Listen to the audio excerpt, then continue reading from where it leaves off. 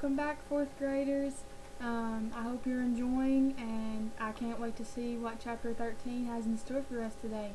So we'll go ahead and get started. So chapter 13. I'm back to not sleeping again. Everything I could think of to try, I've already thought on and turned down. I even thought of Dad and me driving to Middlebourne and going to the county courthouse to report a man who's mean to his dogs, thinking maybe they wouldn't let Judd have Shiloh back again. Dad says that's where we'd have to go, all right, but how am I going to prove it about Judd? Think about that, he says. I've been thinking about it. Do I really suppose they'd send an investigator all the way out from Middlebourne to see about a man said to kick his dogs?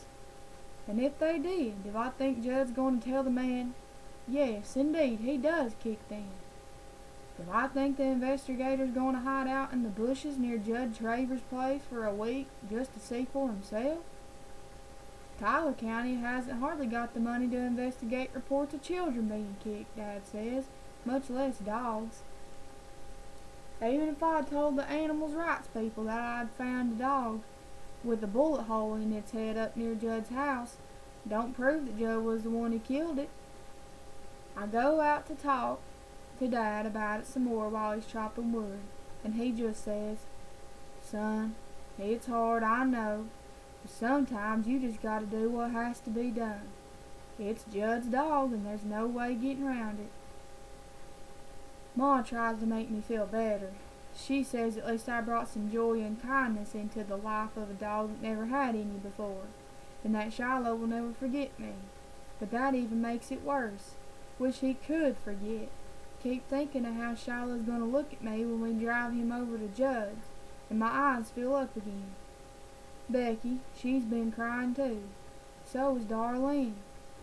The one good thing about it now is that the whole family loves Shiloh, and we can talk about him out loud. But there's not one thing we can do. 3 more days and we have to give him up.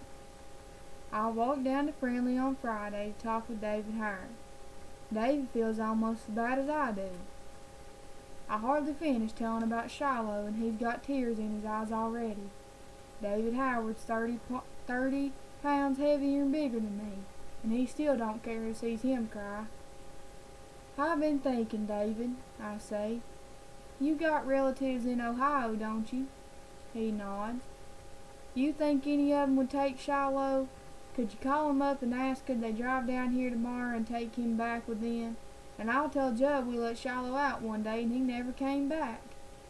More lies. David's shaking his head already. "It's only Uncle Clyde and Aunt Pam, and she's allergic to dogs. They had one once and had to give him up. On the way back home, I'm thinking about some place really good I could hide that dog. The old grist mill may be up by the bridge. The door's padlocked, but it don't take much to get in, 'cause the top of the building's open where some of the roof's blown away. I bet I could hide Shiloh in there for 10 years, and he'd never make a sound. But what kind of life is that?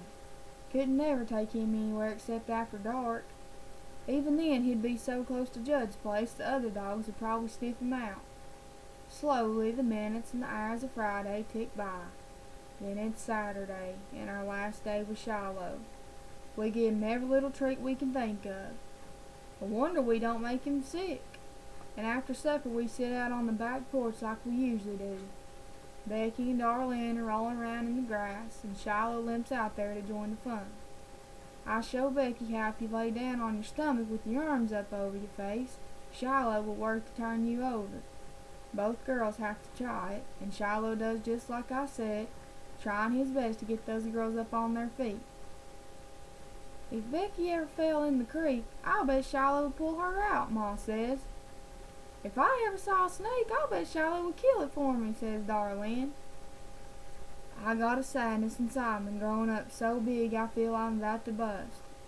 That night I sleep a little bit, wake a bit, sleep a bit, wake some more.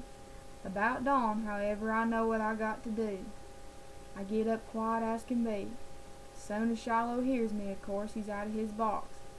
"Shh, Shiloh," I say, my finger to my lips. He watches me a moment, then crawls back in his box, good as ever. I'd dress, pull on my sneakers, take me a slice of bread from the loaf on the counter and a peach off the tree in the yard.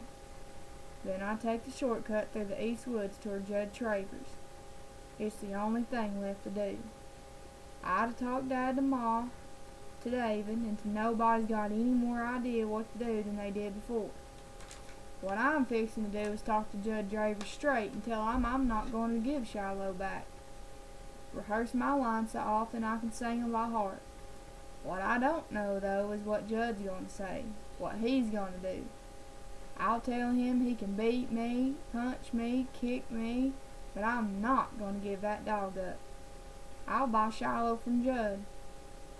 But if he won't sell and he comes to get him, I'll take Shiloh and head out in the other direction. Only way he can get his dog back is to take me to court, and then I'll tell the judge how Judd treats his animals. Halfway through the woods, I'm thinking about what I'm going to do to get what I'm about to do. Halfway through the woods, I'm thinking that what I'm about to do could get my dad in a whole lot of trouble. Around here, it's serious business when you got a quarrel with your neighbor and you got to carry it as far as the law. Folks ain't that fond of Judd, and most of 'em likes my dad, but when it comes to taking a man's property, I figure they'll side with Judd. I'm not making life one bit easier for my parents or Darlene or Becky, but I just can't give up Shiloh without a fight. Will he shoot me? That thought crosses my mind too. Some kid got shot down in Mingo County once. Easy as pie for Judge Travers to put a bullet hole in my head, say he didn't even see me. I got my feet pointed toward Judge Travers' place, though, and they ain't about to turn back. Still, so early in the morning, the mist is rising up out of the ground, and when I come to a stretch of field, looks like the grass is steaming. The sky is light, but the sun hasn't showed itself yet. To live in hill country, it takes a while for the sun to rise. Got to scale the mountains first. I'm practicing being quiet. What I hope is to get Judd's house before he's wide awake, take him by surprise. He sees me coming a half-mile off without Shiloh, he's likely to figure out what I got to say and have his answer ready.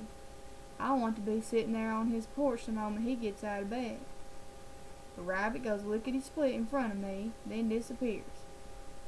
I went out hunting with Dad once, and he said that when you first scare up a rabbit, he hops a short way, then stops and looks back.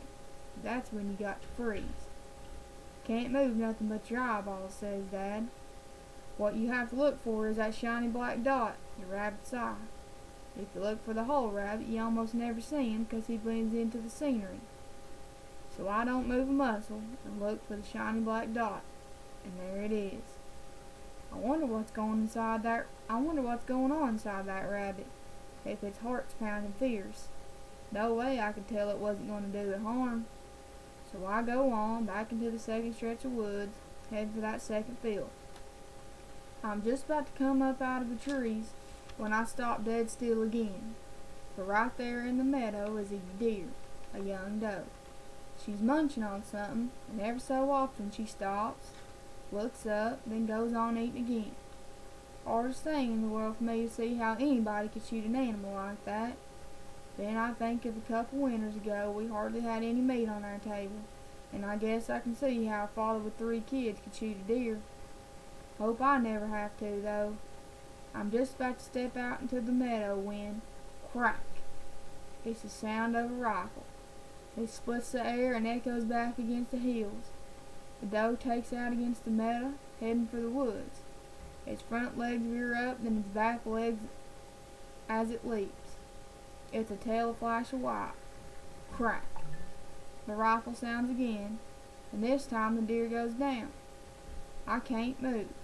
One part of me wants to go to the deer, and the other part knows that somebody's out here with the rifle shooting deer out of season. And before I can decide whether to go on or turn back, out of the woods on the other side steps Judge Travers, rifle in hand. And that's the end of chapter 13, so stay tuned for chapter 14. Hope you guys are still enjoying. Bye.